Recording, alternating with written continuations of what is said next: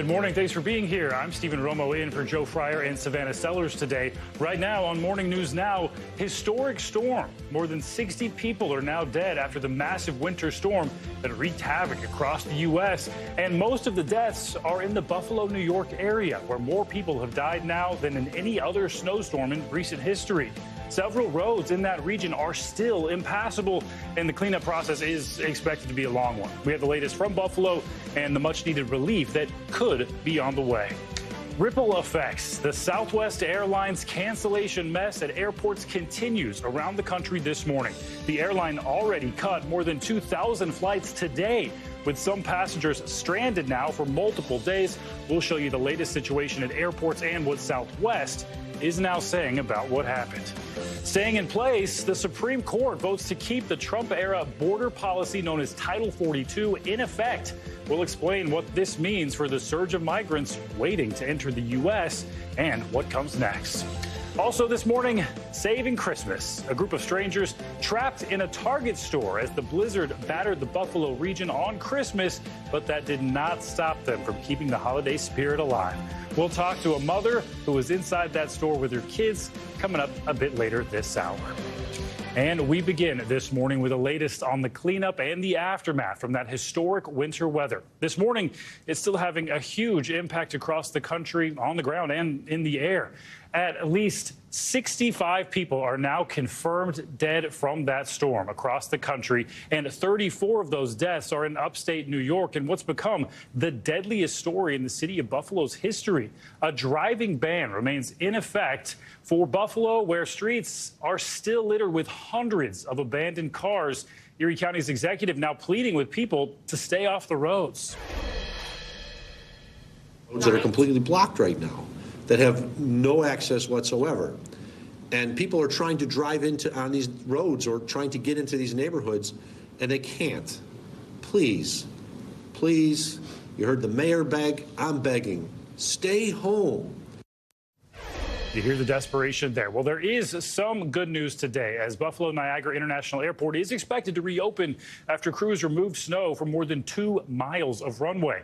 Meanwhile, in the aftermath of that storm, there was also a travel nightmare, specifically affecting Southwest Airlines passengers nationwide. Thousands of flights have already been canceled this week, and those headaches are likely to continue. We have much more on the major travel disruptions on Southwest ahead, including NBC's Shamari Jones in Baltimore Washington International Airport, and more from the Points Guy managing editor Clint Henderson.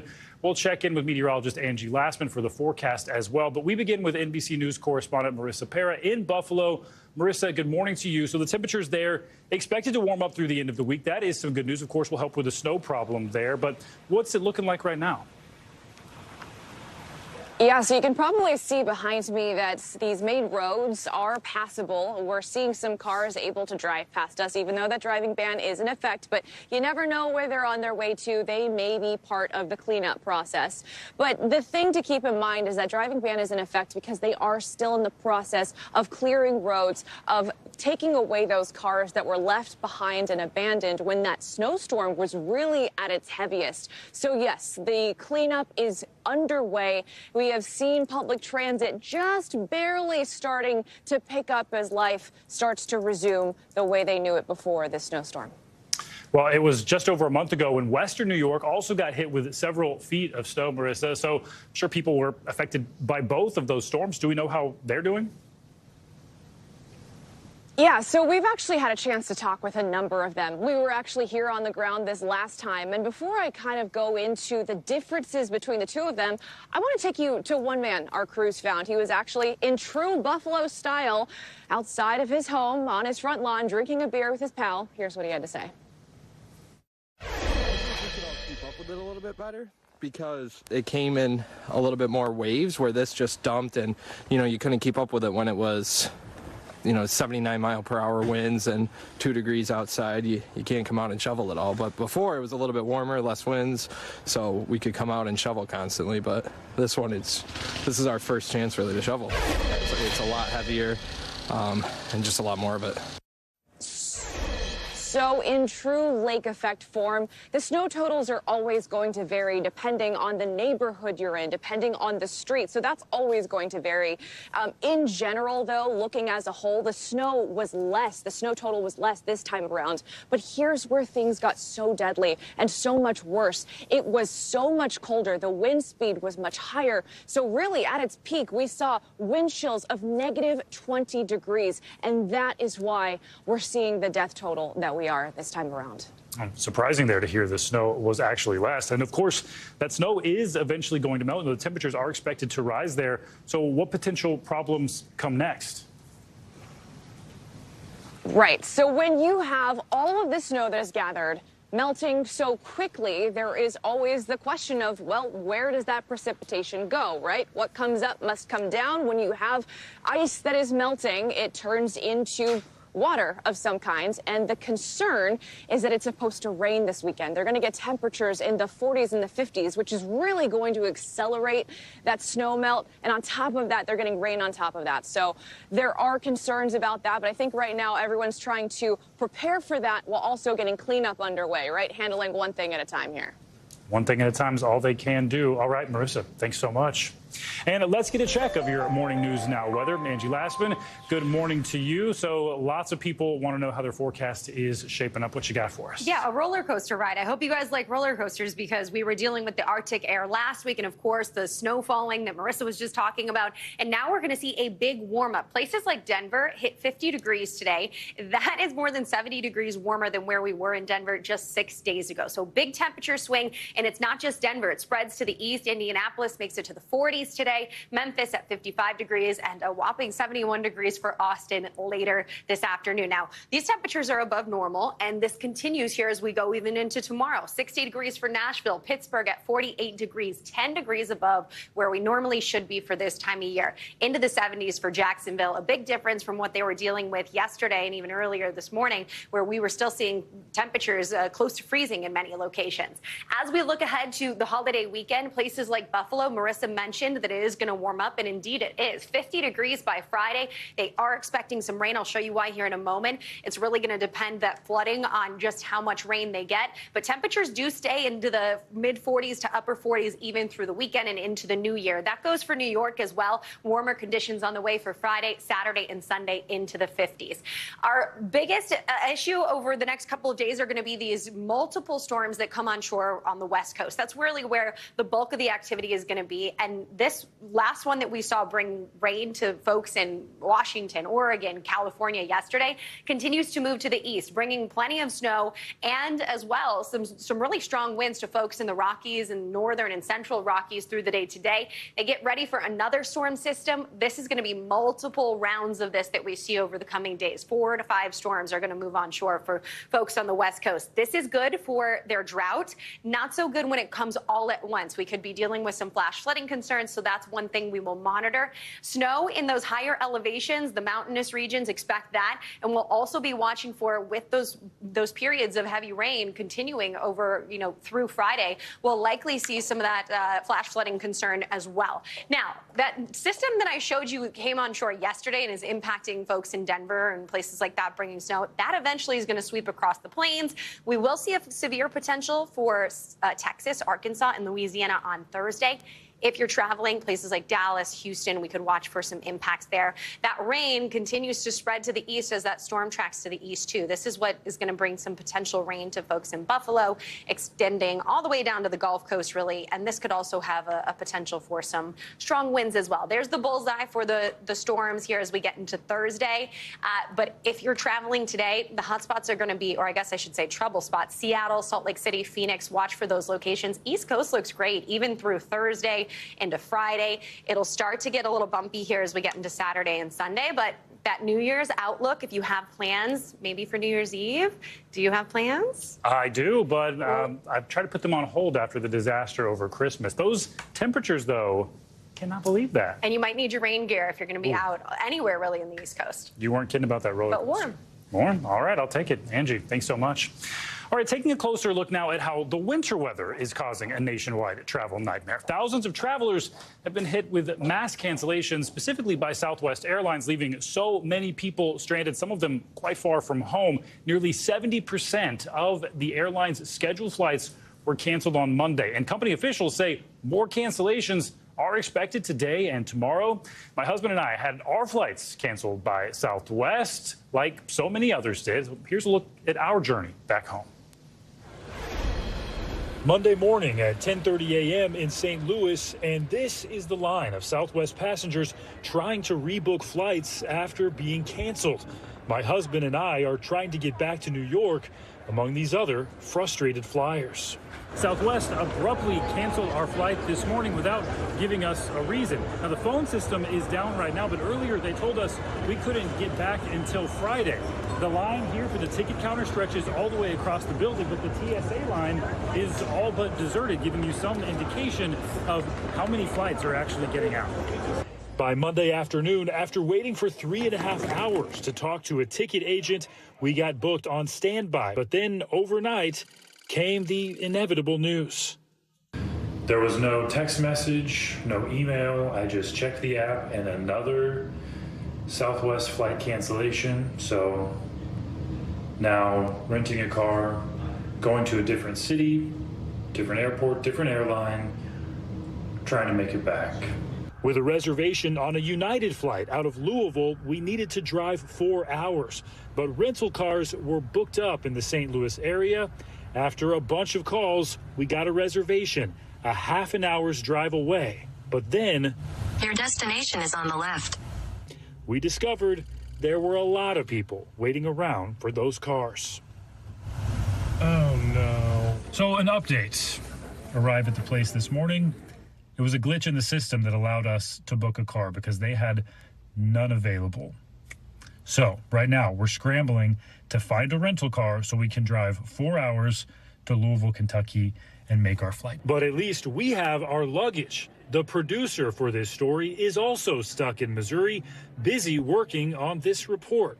So Noah Frick Aloff's mom went to try to find his lost bag.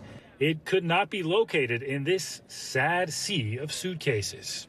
A Southwest Airlines employee just told my mom I won't be getting my bag back. I'll be headed back to New York without my luggage, and not on Southwest. Their rebooking website shows the next available flight will be this Sunday, so instead, I'm driving 5 hours to Chicago and taking an American Airlines flight back to New York. So the next leg of the journey, we haven't been able to find a rental car anywhere from Illinois to Indiana on our way to Louisville. So we've had to borrow my in-laws' vehicle, their personal vehicle. And even when we finally make it back to New York, the journey's not over because they're going to have to find the time to drive all the way to the Louisville airport to pick up the vehicle. So I happen to have the best in-laws in the world. They still have to go pick up that vehicle. Spoiler alert, I did make it back to New York. A lot of people had it a lot worse than we did, though. Southwest Airlines already canceled about 2,500 flights today, nearly 1,400 for tomorrow. So for more on all this, let's bring in NBC News correspondent Shamari Stone, who Good morning, joins us Stephen. now I'm from here Baltimore. at BWI, and I tell you, I've talked to passengers this morning, and many of them tell me that they are very frustrated. Take a look right over here. Look at this screen. You have approximately, I counted, 60 or more canceled flights. Right here, you can see this is all Southwest Airlines, and over here, a sea of luggage. Take a look. These people right here who work for Southwest Airlines are sorting this luggage, and you have suitcases and bags at the staging area set up for travelers to get them back. Crews most likely removed these bags from canceled flights, or they were lost in transit over the last few days. And it's a similar scene at some airports across the nation, such as in Chicago and New York. Although many airlines were forced to cancel flights, Southwest Airlines had the most, more than 70% of its flights on Monday. That's around 2,900 flights, according to FlightAware. Now, Southwest airline officials are, again, trying to sort these bags. The goal is to try and get them back to the passengers. We talked to one woman who told me that this is absolutely ridiculous, and she came here to try and get her bag, and she claims that Southwest Airlines can't find it. Back to you, Stephen. All right, a huge mess out there, Shamari. So if you would stand by. Also want to bring in Clint Henderson, the Points Guy managing editor. So Clint, what led up to all these problems for Southwest? So many people asking about this. Was it actually the weather, or was something else going on? I'm so sorry that you were caught up in that mess, and it really is a mess. So part of it was weather. It was triggered certainly by the weather. But part of the issue is that Southwest goes point to point. They don't have a hub and spoke system, which works great in normal operations. But when things start to go wrong, it's a domino effect. And next thing you know, planes and crews are completely out of position. In this case, you also had a technological issue with some of the back-end software engineering and IT systems just completely overwhelmed. Southwest has been investing in these systems, but clearly they haven't invested enough, especially as they've expanded. So you've got a combination of the weather, staffing issues, and then, of course, not being able to even schedule flight attendants, et cetera, and it's just been a total disaster. Yeah, I've spoken to many flight attendants as well. They've had plenty of trouble. And Clint, we also heard from Transportation Secretary Pete Buttigieg about how the Department of Transportation is handling this breakdown. Let's listen. They told me in their words that they will go above and beyond their written customer service plan. I'm going to be holding them accountable for doing that. Does that mean financial compensation? Absolutely. At a minimum, there need to be cash refunds for the canceled flights, and they need to be taking care of passengers where they got stuck with meals, hotel compensation. Now, they've put up a website to get those kinds of requests in. So I'm sure there's going to be a lot of requests, Clint. So what are passengers owed when something like this happens, and how can they actually get compensated? So this is the concerning thing. There's a lot of wiggle room, especially if an airline can blame weather. They don't technically have to pay you back. Now, I will say Southwest has said they will reimburse passenger for reasonable expenses they've incurred, rebooking themselves, getting meals, getting Ubers like you tried to do, booking themselves on other airlines. But that word reasonable has a lot of wiggle room in it, and we really are going to be expecting the government to hold Southwest accountable to reimburse people for all these costs they've incurred. Some people can't even afford to rebook themselves, and they've been stuck at airports. So there's going to be a lot of pressure on Southwest to make it right for consumers, and so far they're saying the right words. Well, Shamari, I wanted to ask you, the Southwest CEO, Bob Jordan, he's responded to this meltdown. What's he saying, and how do they try to climb out of this? Don't have much time here left. Well, he's saying that this is unacceptable in terms of the performance, and Southwest Airlines has apologized. Let's take a listen. I want everyone who is dealing with the problems we've been facing, whether you haven't been able to get to where you need to go, or you're one of our heroic employees caught up in a massive effort to stabilize the airline, to know is that we're doing everything we can to return to a normal operation. And please also hear that I'm truly sorry.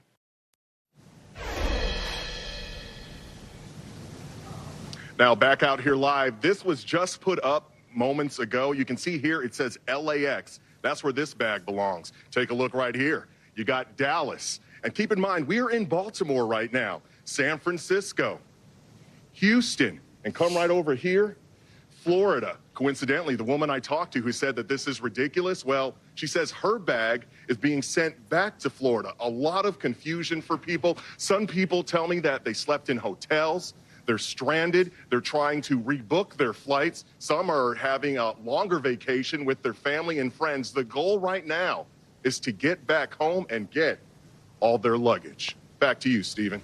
So many people in rough situations. Shamari, Clint, thank you both so much. All right, turning to some breaking news we're following now out of the Vatican on the health of former Pope Benedict. The Vatican says the 95-year-old's condition has worsened over the last few hours. NBC News foreign correspondent Megan Fitzgerald joins us now for more on this. So, Megan, what exactly do we know about Benedict's condition?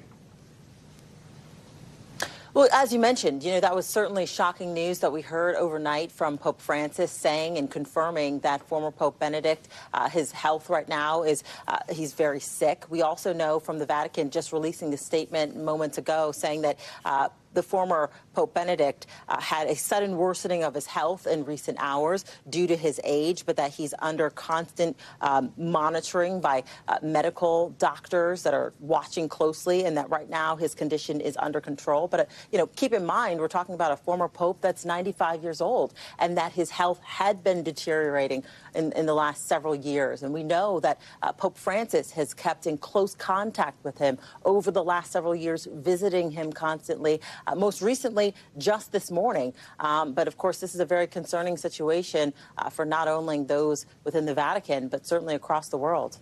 Yeah, a whole lot of people paying attention to this, Megan. And Pope Francis is actually the one who revealed his predecessor's condition just before we heard that statement from the Vatican. What was the Pope's message on this? Yeah, you're absolutely right. And so the Pope is asking for the world to pray. I mean, we know that he's 95 years old, that he isn't in the best of health. He hasn't been in the best of health. Now we're understanding that it's deteriorating rapidly. But he is asking the world to pray at this point. And of course, the world is paying close attention. We, of course, will be following this closely to keep an eye on how he is doing, because obviously this is a very touch and go situation. Now, we know he stepped down, Benedict did, a decade ago. He's been Pope Emeritus since. Do we know, has he been in poor health in recent months? And what kind of role has he been playing before this? Yeah, so we know that his health has been deteriorating at 95 years old. And, over the last several years, as you know, he's sort of taken a step back from the public eye. He certainly made history, though, when he was elected in 2005.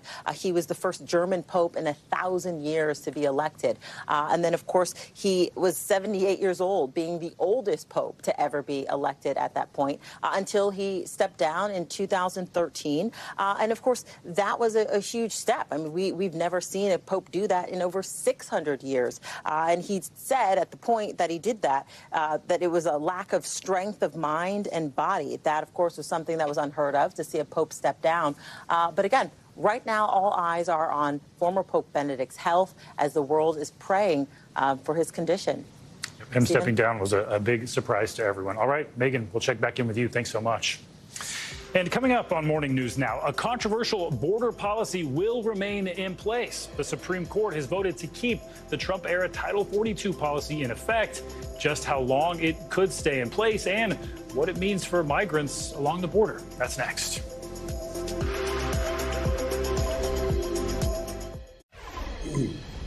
Welcome back. A controversial immigration policy that allows asylum seekers to be turned away at the border will remain in place for now. In a 5-4 decision, the Supreme Court ruled to extend Title 42 as an emergency measure, followed by a request by 19 states that wanted to prevent it from expiring. More than 2 million people have been expelled at the border since the pandemic-era policy started back in 2020. NBC News legal analyst Danny Savalos joins us now for more on this. So, Danny, good to have you with us. If you could walk us through this Supreme Court decision, what's their thinking behind keeping it? Procedurally, it's complicated. And the reason I say that is that any time you have stays involved and appeals of stays, it gets really hard to keep straight what exactly is happening at each level of the court. But basically, this is about a stay. In other words, the court preserves the status quo. In other words, what do we do with the current situation while this case plays itself out? Because the reality is most cases take years to resolve. So in a situation like this, do we decide to let the administration continue this order, or do we strike it down while we wait? Keeping in mind that this isn't about the merits. It's about what do we do while we wait for this case to wend its way through the courts. And at its core is really a question of whether or not the Biden administration can be forced to continue a Trump-era order that is based on Title 42. It's not the law itself. It's the Trump administration's interpretation of the power granted to it, specifically the CDC, under Title 42. And that law is about what can we do to prevent people coming in response to a pandemic. It's a 100-year-old law that dealt with a situation back in the day when you had a ship coming into the New York harbor and you kept it out in the bay because it might have, I don't know, scurvy or some disease or something like that. That's not the situation now. These are people that are already in the country. So it's interesting to take a look at the historical context and how the needs have changed so dramatically that it doesn't really even reflect the original intent of the law. Yeah, fascinating history of it. And we know Neil Gorsuch was the only conservative on the court who voted this way. Do we know his thinking behind this? Sure, because the majority simply issued a very basic order, but Neil Gorsuch showed his work along with the other members of the dissenting group. And it's a couple pages, but Neil Gorsuch has a way of getting right to the point. And the bottom line is this. His argument is essentially, what are we fighting about? As it is, everybody agrees that this original order was based on a crisis that is over. The government, the Biden administration, admits that the crisis is over. The states have argued in other contexts that the COVID-19 crisis is over. So what happens if we allow this to go on and it reaches the merits? What are the merits? There are no merits anymore because at its core, at the end of this case, no matter what, will be a conclusion that the original need for this order is over. So Gorsuch's dissent is basically, what do we hear about? Interesting point, though, some of those 19 states saying that the pandemic is over. Quickly here, I wanted to ask, the Supreme Court going to hear oral arguments in February, a decision by June. What's the future of this? It's hard to say because the Supreme Court schedules things at its own desire, whim. This is a request for expedited review. So what does that mean? Well, you know, in my jaded view, it usually means however important your case is before the court. If you're a run-of-the-mill case, like my case is on appeal, and they're not in the media, then the court gets to it when it wants to. But the Supreme Court is its own kingdom, and it can decide to hear things on expedited review and define expedited the way it wants. All right. More to come on that for sure. Danny Savalas, thanks for helping us break that down. All right, and turning now to the latest on the war in Ukraine and the recently liberated southern city of Kherson. It's coming under attack again by Russian forces, according to the Ukrainian military. Heavy fighting has also been reported in the eastern part of that country. NBC News foreign correspondent Matt Bradley joins us now from Kyiv with the latest on all this. Matt. That's right, Stephen. Kherson has endured near constant attacks this week. There are about 24 Russian projectiles struck the city overnight. It's after dozens more earlier in the week. This morning, Ukraine's southern city of Kherson under fire once again. Only weeks ago, these civilians were welcoming Ukrainian liberators. Now, new Russian bombardments, including the shelling of a maternity ward Tuesday, according to the Ukrainian government, have sent them fleeing. Russian artillery attacks on Christmas Eve killed 11 people, according to the region's governor. Tamara's son is among Kherson's dead. I urged him to wake up and leave the house, but he didn't, and that was it, she said. Our lives are ruined. But the fiercest battles are in the east, like Bakhmut. Among Ukraine's longest battles so far, a violent crucible for the wider war. Bakhmut, Crimea, and other areas in Donbass require maximum strength and concentration now, Ukraine's president said. The situation there is difficult and painful. The constant drumbeat of war, now a routine rhythm for many. You kind of get used to it, said this man. You don't even look or listen carefully to what is happening and where. That's how we are now. But still, I want to live a normal life. After 5 months of fighting, there's little here left to destroy, except lives. Like Volodymyr Yezhov's, a video game designer who was killed in Bakhmut just before Christmas. He always cared about other people more than himself, said his friend. And diplomacy reached another impasse this week. Russia announcing it will ban oil sales to any country that imposes a U.S.-led cap on what it can charge. The move may limit the West's ability to punish Moscow. But on Ukraine's home front, energy is also in short supply. Ukrainian civilians huddled through a cold, dark Christmas amidst electricity outages, war-weary, but still celebrating as best they can.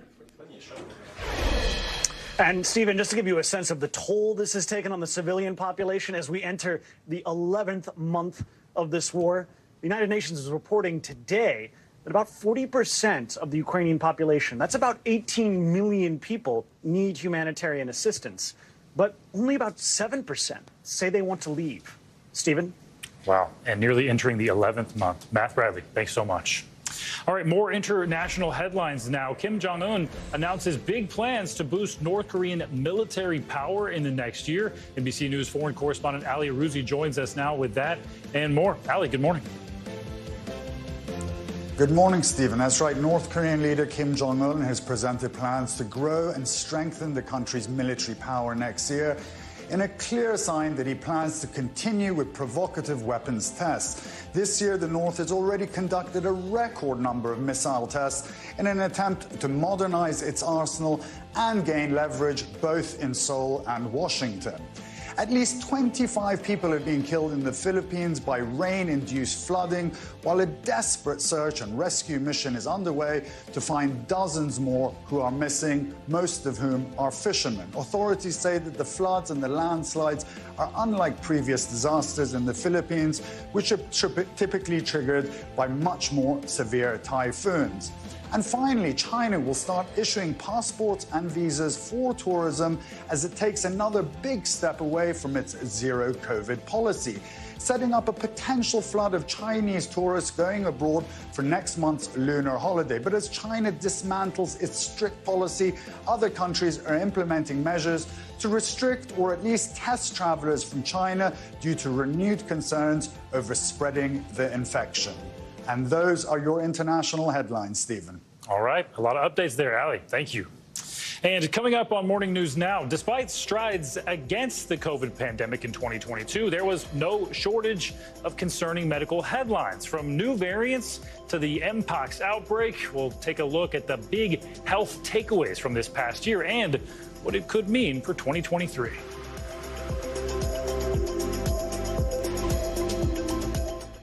From COVID to RSV and monkeypox to polio, there was no shortage of concerning medical headlines this year. NBC News medical fellow Dr. Akshay Sayal joins us now for a look at the top medical stories of 2022, and there were a whole lot of them, Doc. So we want to start with the so-called triple-demic. That's RSV, flu, and COVID. Of course, a lot of people concerned about that right now. So what's our outlook as we head into 2023? Yeah, good morning, Stephen. You know, we started out with this triple-demic. We sort of started out with RSV, and, you know, that seems to have peaked and is on the decline, at least on a national level. You know, now we're worried about flu and we're worried about COVID. So flu, where we stand is, you know, things tend to be a little bit of a slow burn right now. It's not accelerating too much and it's not declining. It's kind of just staying put. But what we're worried about is COVID, and we're seeing signs that COVID may be starting to come back a little bit. And anytime that starts to come back, you worry about how hospitalizations and how deaths could start to rise as a result of that. But heading into 2023, what we're worried about, you know, we're expected cases to rise. Everyone's flying around. People are stuck in airports, as you know a lot about. That's true. So with all that, you know, interaction, we're worried about, are cases going to rise? Is that going to lead to a downstream effect of a rise in hospitalizations? And is that rise in hospitalizations going to lead to a rise in deaths? But because we have the tools now, we're hopeful that those will stay at a minimum. Yeah, absolutely. Hoping that. And we also want to talk about Mpox, that's formerly known as monkeypox. It seemed like over the summer that was going to be a big health crisis. Lots of people were talking about it. The White House saying that their protocols worked on this. So where are we right now, and what's the outlook of Mpox? Yeah, so Mpox was really peaking back in August and back in the summer, you know, especially among the gay community. We were hitting about over 500 cases a day. You know, now where we're at less than 10 cases a day. And the Biden administration recently saying they're not going to extend the public health emergency for this. They think that we have it under control. And, you know, in large part in credit to the people that were affected, you know, there was data out that came out after the Mpox outbreak came out, you know, showing that people were actually abstaining from high-risk sexual behaviors. So I think that really targeted messaging towards the group that was affected, the gay community, really helped bring those cases down. There was such a huge effort for the vaccine as well. Also wanted to talk to you about Roe versus Wade overturned. Of course, that had a lot of impacts on the medical side of things. What is the fallout from that decision? You know, it's unfortunate. A lot of the fallout still remains to be seen. But, you know, what we're expecting is because, you know, African-American women are the group that's most likely to get abortions, we are worried that they're going to be the most likely to be affected, meaning that, you know, the overturning of Roe v. Wade could have effects in health disparities. Because if you can't get abortions and you're in a restricted state, you're going to have to travel to other states. And because of, you know, structural racism and inequality, people who are most likely to get an abortion or most likely to need an abortion, we're worried they're not going to be the ones able to get it, worsening those health disparities. Now, that's on the patient side. But on the doctor side, we worry about, you know, medical students and residents who are in restrictive states. How are they going to be training in these abortion procedures if it's illegal to perform them? A lot of aspects to that still yet to be seen. And quickly wanted to ask you about the issue of climate change, actually looking at it from a health perspective now. Yeah, we talked to some experts at Harvard's Climate Center, and what they're worried about is these shock events, these extreme events, really highlighting the problems with our infrastructure in hospitals and in outpatient clinics. Because if we see these extreme events like Hurricane Ian or flooding or natural disasters, are patients going to have access to medications? Are they going to be able to go to their dialysis, their infusion centers to get cancer medication? So I think those extreme events are really what we're going to be watching for, and can we sustain the impact of those? All right, lots of headlines have health impacts. Thanks for helping us break that down, Dr. Akshay Sahal. We appreciate it. All right, and coming up on Morning News Now, the pandemic has changed how basically we all work. But now, nearly 3 years in, is the work from home life here to stay, or could a potential recession affect all that? We're taking a look coming up next.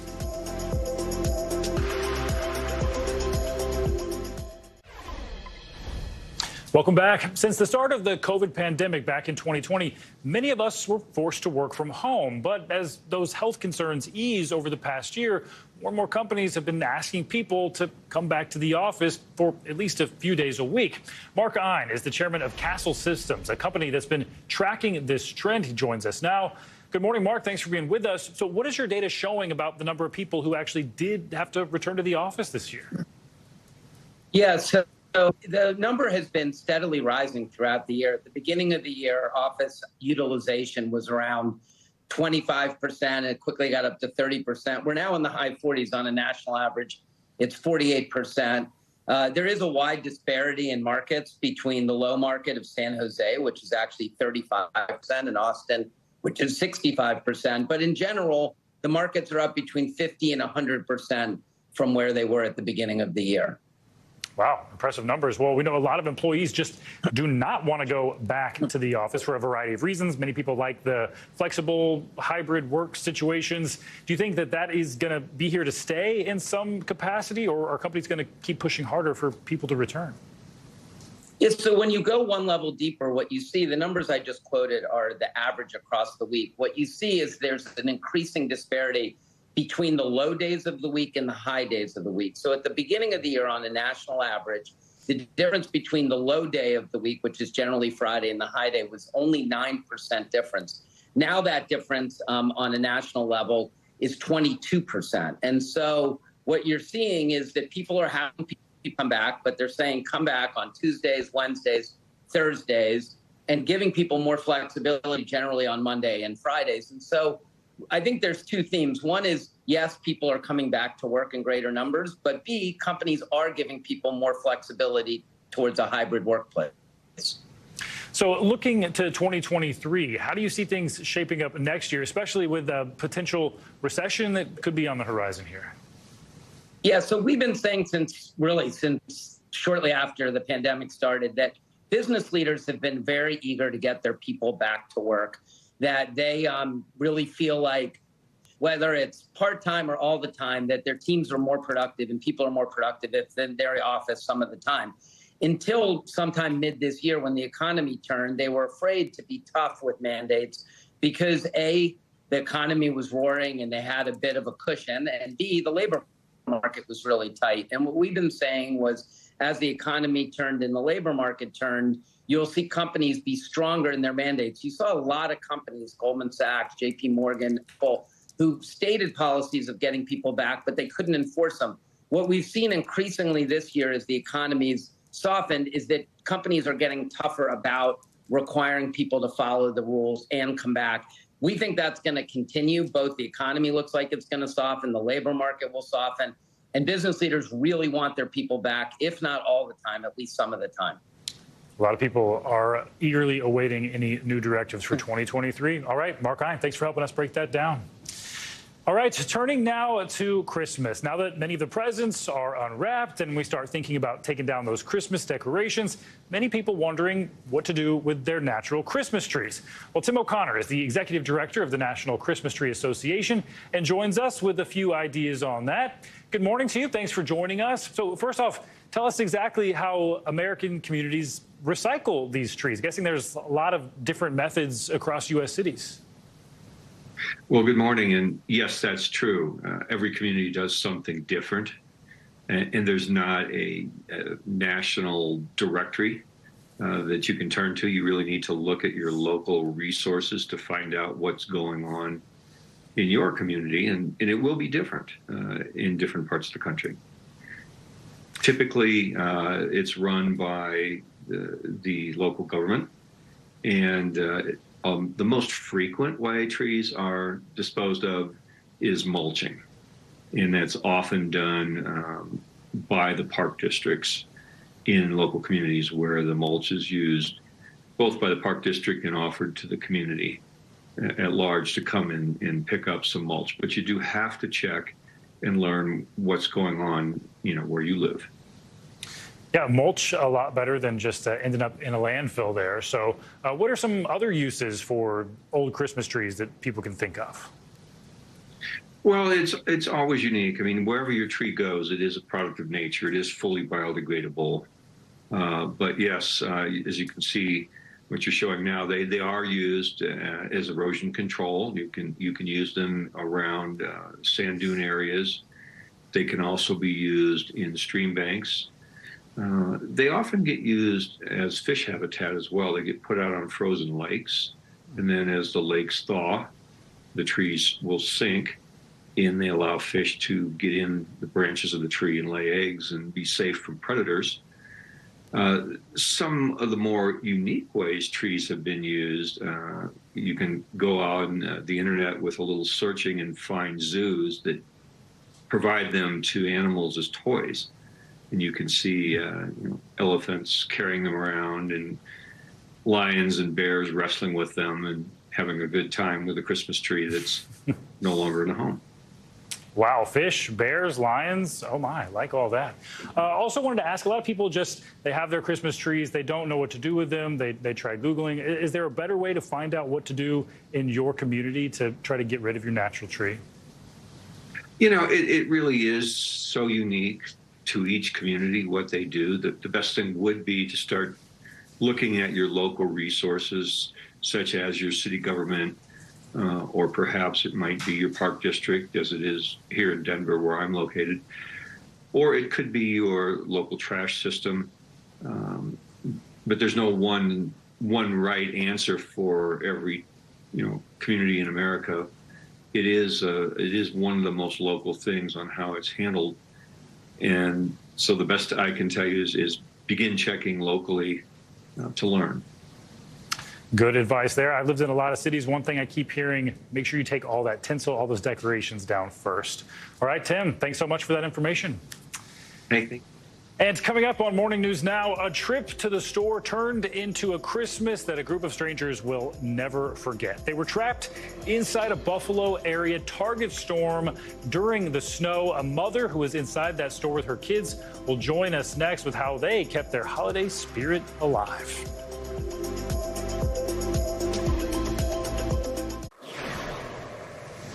Welcome back. Money may not be the key to happiness, but $640 million is sure to make you smile. It turns out no one has won that Mega Millions jackpot yet, which means the prize is going up again. This year's prize estimated to be the 6th largest in jackpot history, with the odds of winning roughly 1 in more than 302 million. If you haven't bought a ticket yet, you still have some time. The last drawing of 2022 is Friday. Who knows? Your $2 lottery ticket could turn into $640 million. The true definition of making a quick buck, or in this case, a quick million or so. Not bad. All right, well, it sounds like the plot of a holiday movie. A group of strangers trapped together in a Target for 2 days over Christmas Eve. Well, it actually happened in a small upstate New York town near Buffalo. Jessica Sibniski was one of those customers in that Target trapped with her boyfriend and kids. She joins us now to talk about all of that. So, Jessica, good morning to you. This is literally the stuff of movies. So tell us at first how you got stuck and what were you thinking when you realized that you weren't able to leave? Well, good morning. Thanks for having me. So we started out trying to get across town to pick up family. We were hoping we'd make it back before the blizzard began, which we didn't. On the way home, we were completely stuck in a whiteout. Nowhere near Target. We actually used our phones as like a GPS to we traveled through, our maps using our phones. We were able to see where we were, what stores were nearby. Thankfully, we ended up in the Target Plaza. We tried the local grocery store in the Target Plaza, and they would not let us in for shelter. So our next move was Target. So we pulled over and I knocked on the door and they welcomed us right in. We knew we weren't leaving around 5 o'clock on Friday. We were going to be stuck there for a bit. It was an adventure, to say the least. Yeah, it sounds like it. We're seeing some photos there, an adventure, the best way to put it. So how did the employees react? It seems like they were pretty helpful. They let you in anyway. Oh, yeah. Before we even got there, there were already people in there, plus the employees. They welcomed us right in with hot chocolate and coffee from Starbucks and warm, fuzzy blankets. They remained so calm. I'm not even sure how, because I was having a panic attack. They were great. They were great to everybody. They really were. Yeah, I guess there are worse places to be. Looks like they had plenty of beddings, I guess, from their houseware section. You got your Starbucks coffee. Seems like it could be a lot worse. A lot of people, though, not wanting to choose Target for their holiday time. Hopefully you had some more lighthearted moments in there. Any good memories to walk away with? Oh, yeah. I mean, well, the kids loved it. They were window shopping the entire time. My son got a Lego set. We were drawing with markers on Starbucks paper plates. What else did we do in there? Oh, my son got to ride the motorized shopping cart. We got to watch the Bills game. The Bills won.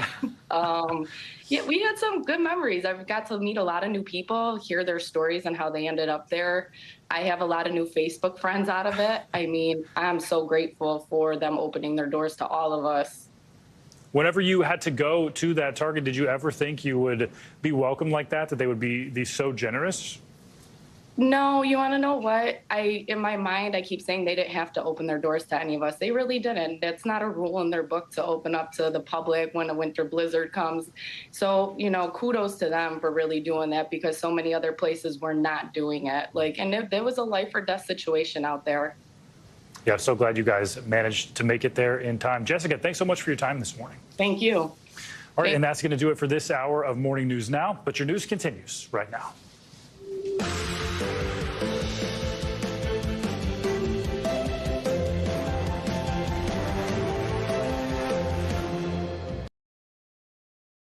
Thanks for watching our YouTube channel. Follow today's top stories and breaking news by downloading the NBC News app.